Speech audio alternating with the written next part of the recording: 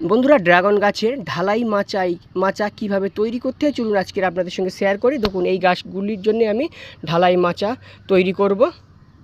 দেখুন, এখানে আমি একটি কাঠের ফ্রেম তৈরি করে নিয়েছি, অর্থাৎ 5 ইঞ্চি কাঠ আমি পরপর কয়েকটা দিয়ে নিয়েছি। দেখুন, এটা 3 ইঞ্চি চওড়া, 3/5 ইঞ্চি এটা করা হচ্ছে, আর হাইট করছি আমি এর 6 ফুট, এবং এর মিডিলে ঢালাই মশলা দিয়ে রডও আমি দিয়ে দেব। তো দেখুন, এখানে আমি 6 mm রড নিয়ে নিয়েছি, 6 ফুট হাইটে কেটে নিয়েছি। আপনারা চাইলে এটা 8 mm রড দিয়ে নিতে পারেন। এবারে আমরা ঢালাই মশলাটা তৈরি করব। ঢালাই মশলাটা কিভাবে তৈরি করব? 4 কড়া বালি, 4 কড়া পাথর, আপনারা স্টোন চিপও দিতে পারেন, ইটের খোয়া দিতে পারেন, কালো পাথরও দিতে পারেন, এবং 1 কড়া সিমেন্ট, অর্থাৎ 4-1 ভাগে আমরা মশলাটা এখন আমরা তৈরি করে নেব।